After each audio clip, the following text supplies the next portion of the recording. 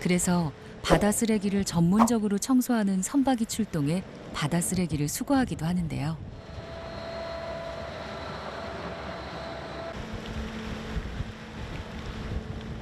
이 배는 바다를 청소하는 배 중에서 대청도와 서해 연안을 담당하고 있습니다.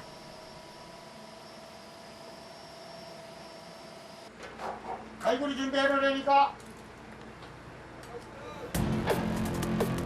대형 갈고리를 이용해 쓰레기를 건지는데요. 갈고리로 바다 밑을 긁어 기계로 끌어올리는 방식입니다.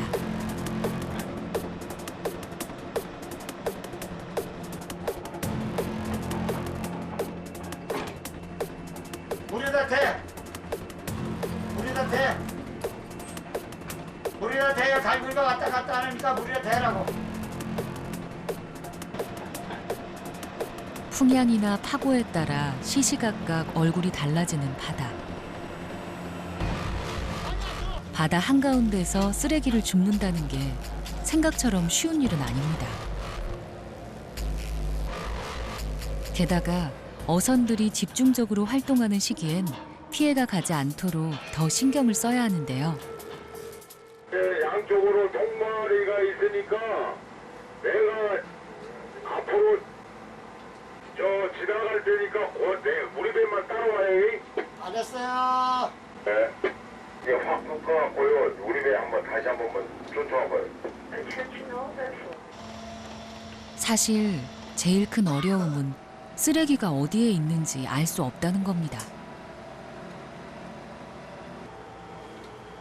그래서 어장의 위치를 잘 아는 어민들의 도움을 받아 쓰레기를 찾곤 하죠. 와이어를 집어넣고 끌면은 한 15km, 16km까지도 우리가 올라가요. 그 미만까지도. 그랬을 때 이제 올리면은 이제 통발이 몇 개짜리도 올라오고 무겁게 걸리면은 여러분들도 알아요. 이 배가 뒤로 딴짓해. 그러면 이거 크다. 그 올리면은 그건 한 10톤 이상 되려고.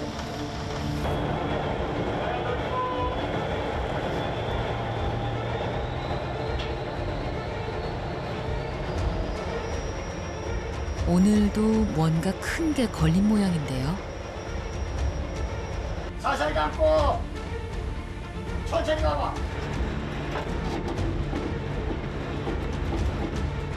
자칫 잘못하면 와이어가 끊어질 수도 있는 상황.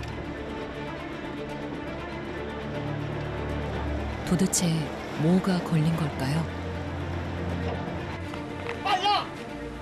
에이! 빨라라고 빨라! 줄여!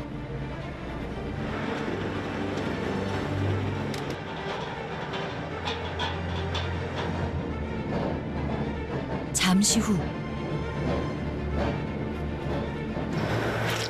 모습을 드러낸 건 다름 아닌 폐그물. 스톱해! 빠져나가! 스톱해! 스톱해! 왜?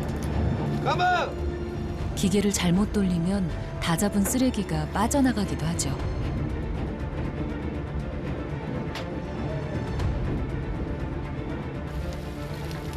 이번엔 통발입니다.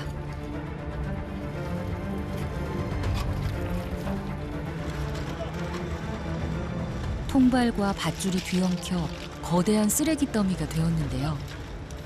통발 하나에 보통 3, 4kg, 무더기로 나올 땐 1톤까지도 나가기도 합니다.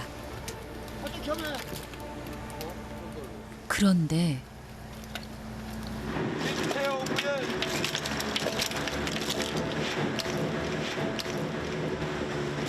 이 고기가 들어가갖고 다 죽는다고. 물고기며 꽃게, 통발 속에 갇혀 있었나 보네요. 이게 들어가가지고 조금 있으면 먹을 게 없으니까 다 죽는다고. 이게 이 폐옥가 이렇게 많은 게 폐옥을 빨리 걷어내야만이 고기 씨를 안 마는데 이 안에 들어가갖고 또 죽고 다른 고기가 또 들어가서 또 죽고 이렇게 된다고요. 이게 죽으면은 이걸 빨아먹으러 또 들어간다고. 그 죽고 그렇게 빨리 폐허구를 건져내야만이 그나마 어종을 보호할 수 있는 거예요. 폐 통발이 결국 바다 생물들의 무덤이 돼버렸습니다.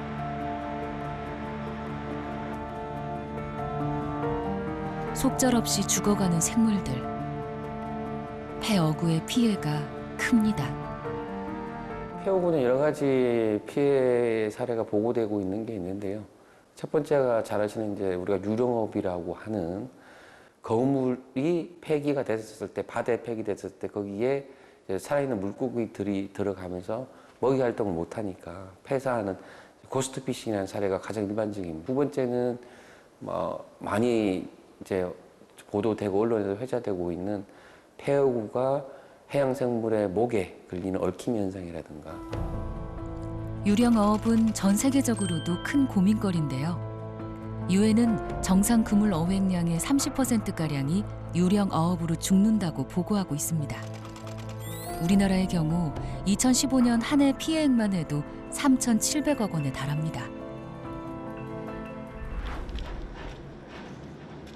날씨가 좋지 않으면 접근조차 하기 힘든 바다. 태풍이 지나가고 오랜만에 나온 터라 일이 쉬이 끝나질 않네요.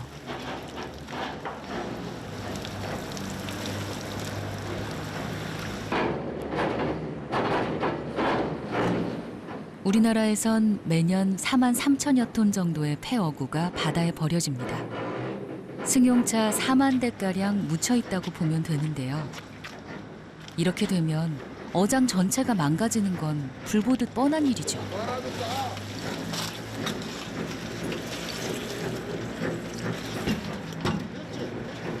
그래서 비록 거칠고 힘든 일이지만 폐어구를 수거하는 직원들의 책임감은 남다릅니다. 돈 바꾸는 일이라고 그런 욕심으로 하는 거 아니고 이 선원들도요. 이거 잡아 올리는 욕심이 무지하게 강해요. 비가 어디 줘봐야 날죠. 사장님이 뭐 시키는 건 아닌데도 강하죠. 그거 없으면 우리 한국 사람 아니지. 이걸 가지고 들어가면은 또 그분들이 와서 선장님 고생했다. 그래 그거야 바로. 그 소리를 들으면 아주 마음이 참 좋죠. 오늘도 바다가 토해낸 갖가지 쓰레기를 치우는 것으로 작업이 마무리되는데요.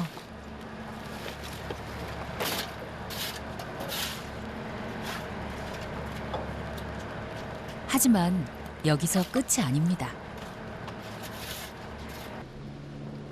이 배는 하루에 적게는 2, 3톤에서 많게는 20톤가량의 쓰레기를 수거하는데요. 크레인으로 이 쓰레기를 육상으로 다 옮기고 나야 비로소 작업이 끝납니다.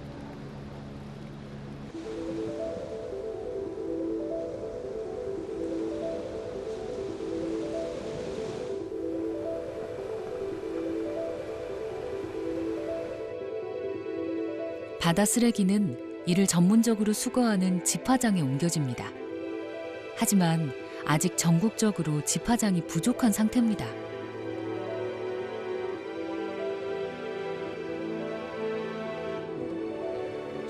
또 처리 과정도 까다로워 애를 먹고 있는데요. 바닷가에 있는 패스트폼을 처리를 하기 위해서는 별도의 전처리 시설이라고 그 세척을 해야 돼요. 모래 이물질을 씻어내야 하기 때문에 그렇게 하고 또 파쇄하는 이제 고밀도의 스티로폼이다 보니까 파쇄도 또 필요하고요. 그렇기 때문에 잉코트 생산하는 거 보면은 색깔도 좀 검게 나와서 재활용보다는 어떤 그 소각이라든가 또 매립하는데 부피 감량하는데 주로 이용을 하고 있어요. 바다뿐 아니라 바다 주위의 미관까지 해치는 바다 쓰레기. 재활용이 쉽지 않고 안전하게 폐기하려면 처리 비용도 많이 들죠. 육상 쓰레기의 처리 비용은 톤당 최대 20만 원. 바다 침적 쓰레기의 처리 비용은 최대 200만 원입니다. 육상 쓰레기에 비해 바다 침적 쓰레기의 처리 비용이 무려 10배나 많은 거죠. 또 치우려고 애를 써도 마음대로 치울 수 없습니다. 육상에 있는 쓰레기는 보이잖아요. 육상에 있는 쓰레기는 버릴 때가 있잖아요. 하다못해 내가 일부러 안 버리려고 하더라도 저기 쓰레기통이 있으면 갖다 버리거든요. 바다에는 쓰레기통이 없어요. 그래서 일단 바다에 들어오게 되면 수거 자체가 어렵고, 그보다 더 어려운 거는 이 그 넓은 바다에 쓰레기가 어디 있는지 알 길이 없어요. 그 다음에 해변에 있는 쓰레기나 부유 쓰레기 있는 쓰레기 지나가다도 보이지만 바다 안에 있는 쓰레기는 도대체 어디 있는지 알 수가 없거든요. 사람이 들어갈 수도 없고. 바다 쓰레기는 크게 두 가지인데요. 하나는 육상에서 들어온 쓰레기로 강에서 떠밀려온 초목류나 플라스틱이 많고요. 또 다른 건 어업을 비롯해 레저, 관광 등 해양 활동에서 생긴 쓰레기인데요. 우리나라 바다 쓰레기 양은 연간 14만 5천여 톤. 하지만 이 중 수거되는 쓰레기는 전체 유입량의 50%밖에 되지 않는 것으로 알려져 있습니다.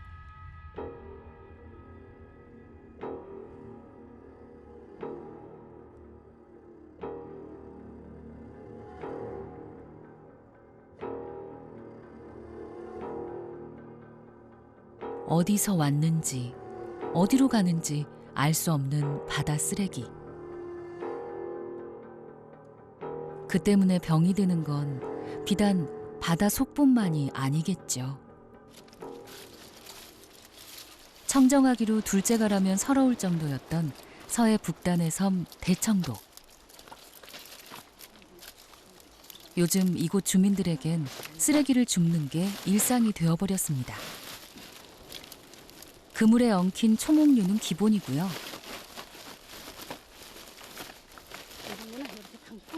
스티로폼과 플라스틱도 많은데요. 아이고, 어제는 장난이 아니었어요. 진짜 저 싸난 거 봤죠? 저 끝에서 이거 끌고 나오고 다 이고 나오고 미고 나오고 아까 날라놓은 거 봤잖아요. 저 진짜 이렇게 파도 쳐도 너무 깨끗했죠. 근데 지금 세월이 좋다 보니까 이 수출입구가 안 생겼나, 뭐 이 플라스틱 깡통이 안 생겼나. 그러니까 이런 걸 많이 이제 또 그냥 편하게 먹으면서 살다 보니까 이런 게 또 우리한테 또 오염으로 되네요. 잘 먹고 잘 사니까 이게 오염이 돼요. 쓰레기를 줍다 보면 별의별 게 다 있습니다. 와, 오늘은 유아용 카시트까지 나왔네요.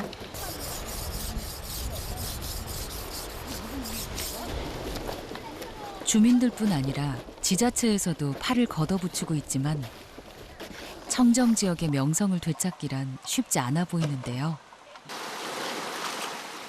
이 섬에서 가장 큰 문제는 바로 중국 쓰레기입니다. 지리적으로 중국이 가깝다 보니 이곳까지 쓰레기가 밀려오곤 하죠. 어민들은 분통이 터집니다. 중국어 선돌 때문에 우리 대청도가 지금 4년째 아주 고기가 없어요.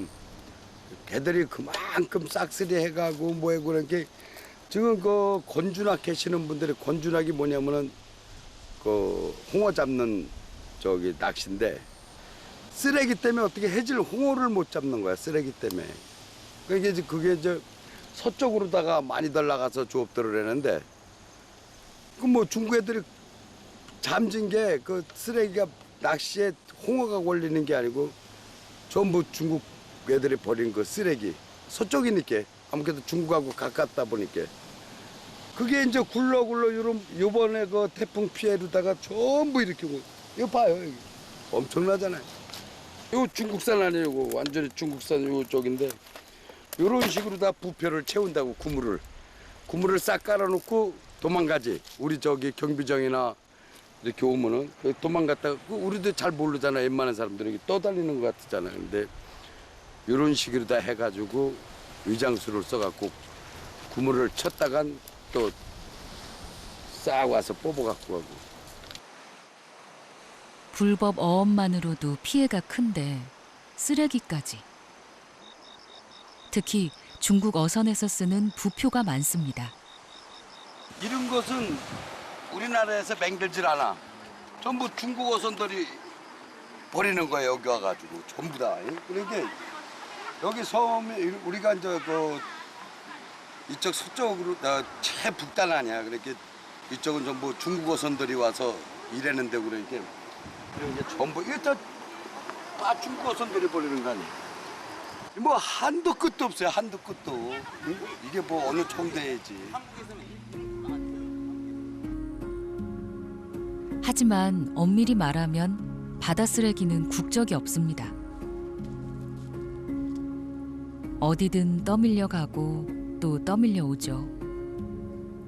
책임 소재가 불분명해 피해를 입어도 속수무책 당할 수밖에 없는 게 현실입니다.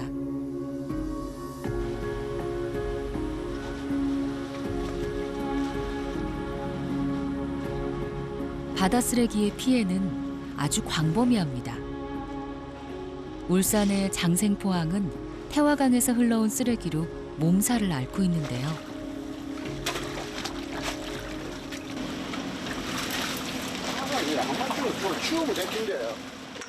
보다 못한 한 선박 주인이 직접 나서 쓰레기를 치웁니다.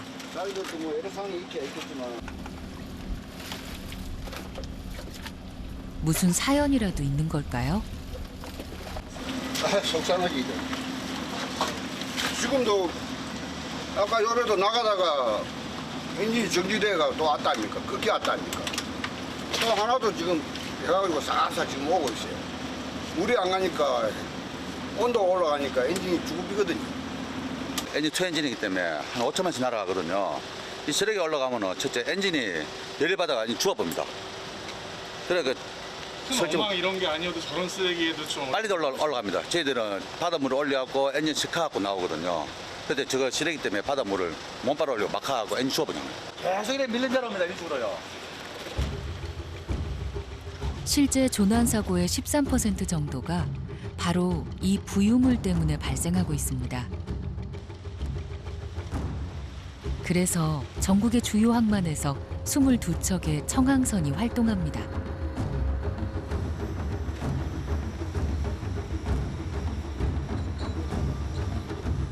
작업이 시작되면 컨베이어 벨트 수거 장치가 작동하지만 쓰레기를 직접 쓸어 올리는 수작업도 병행해야 합니다.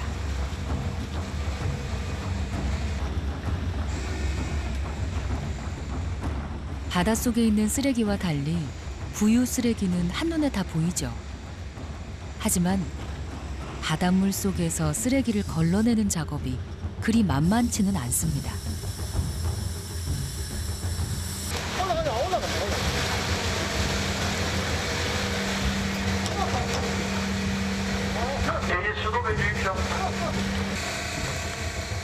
가까스로 쓰레기가 올라오기 시작하는데요.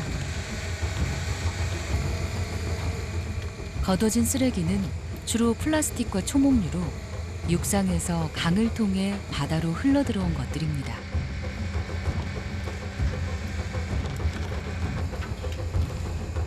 특히 최근엔 초목류가 폭발적으로 증가하고 있는데요. 지금 내려오는 부유물이 생활 폐기물도 있고 지금 스티로폴이나 페트병 여러 가지 캔 같은 것도 있지만은 그 우수기나 태풍 시에 비가 많이 섞여 있는 태풍 시에는 초목류가 많습니다. 초목류가 많기 때문에 어떻게 보면 초목류가 좋은 것은 자연적으로 그게 정화가 될 수 있는 섞거나 하기 때문에 그런 장점이 있는 반면에 그게 이제 가루가 되면서 여러 가지 선박 해상을 운항하고 물류를 이동하는 선박들의 이제 기계 개통 시켜주는 냉각수라고 표현해야 되겠죠. 그쪽으로 많이 유입이 되면서 선박이 운항하는데 아주 심각한 장애를 초래합니다.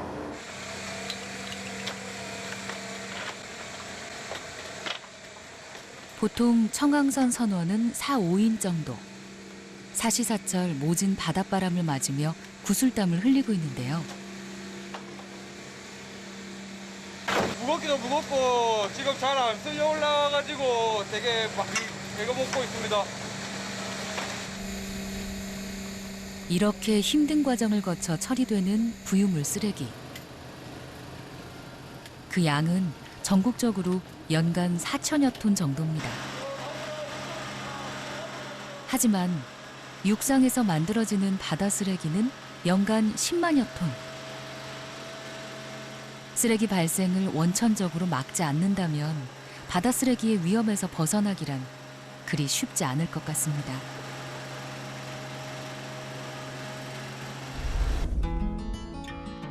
지난해 봄, 울산 청항선 선원들은 잊지 못할 경험을 했습니다.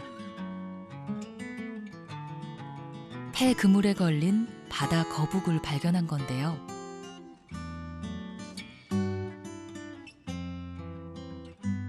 다행히 살아 있었습니다.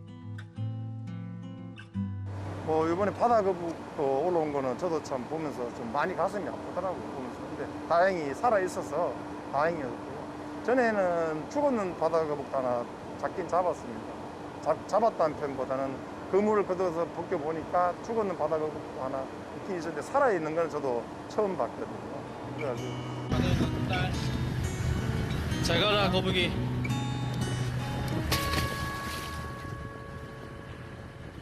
그물에 걸려가지고 바다 거북은 세계적인 멸종 위기종입니다. 국내에서는 그물에 걸려 올라온 바다 거북을 방류하는 등 적극적으로 보호하고 있는데요.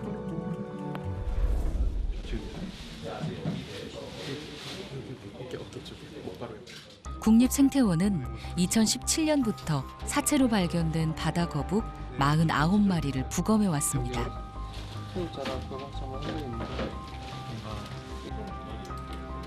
바다 거북의 사인을 밝히기 위해서였는데요.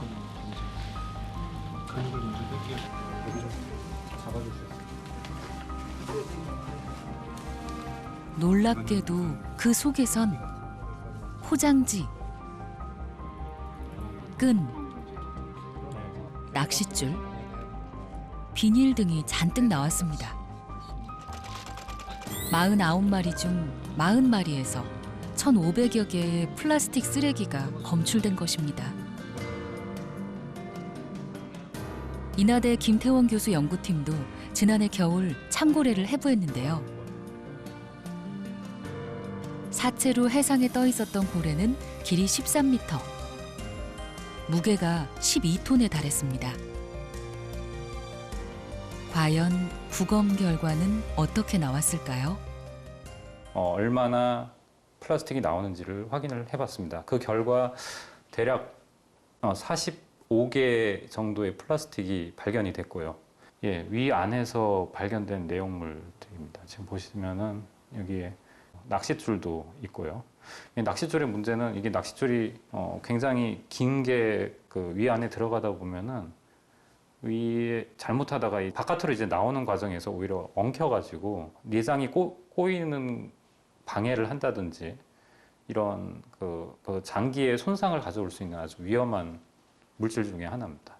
이 참고래가 나이가 거의 젖대고 난 다음에 얼마 지나지 않은 그 시점에 발견이 된 겁니다. 그 위에서 대부분의 내용물이 발견이 되지 않았고 플라스틱만 이렇게 남아있는 게 이렇게 발견된 걸 보고는 굉장히 이제 충격적인 결과라고 할 수 있습니다. 해양 포유류들은 바다 전체로 볼 때 가장 상위 포식자들이거든요. 그래서 상위 포식자들이 플라스틱이 몸속에서 이제 발견이 된다는 거는 사실 우리도 인간도 상위 포식자라고 할 수 있죠.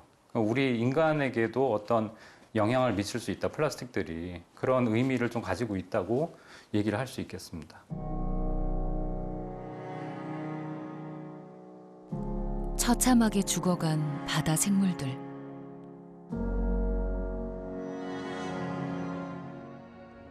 그들의 죽음은 우리와도 무관하지 않죠.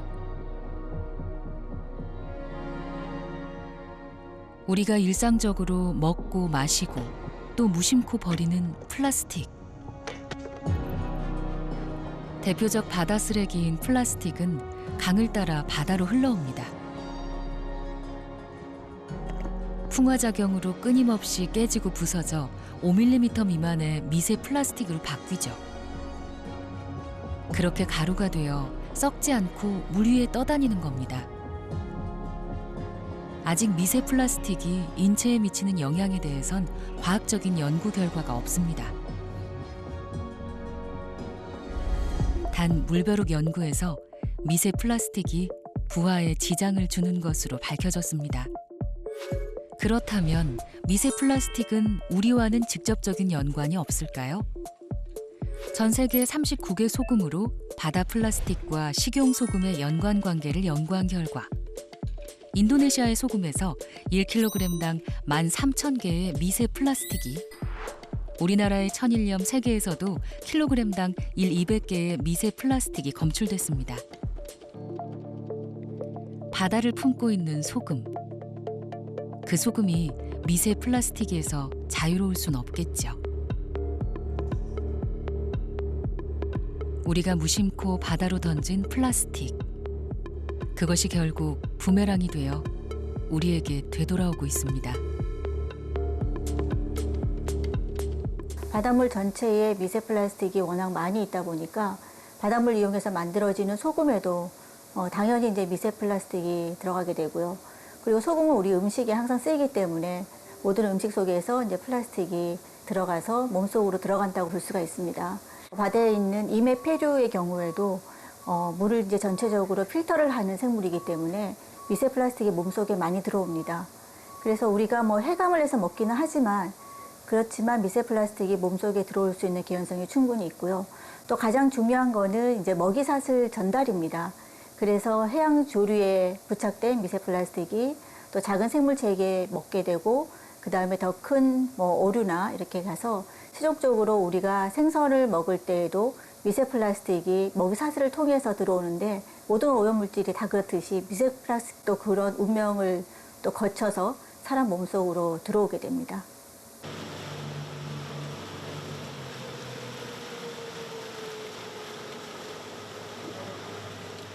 오늘도 김진권 선장은 조업을 마치고 항구로 돌아왔습니다.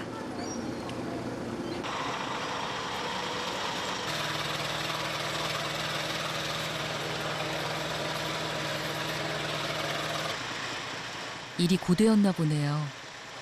얼굴에 피곤한 기색이 역력한데요. 그래도 꽃게는 제대로 살이 올랐습니다.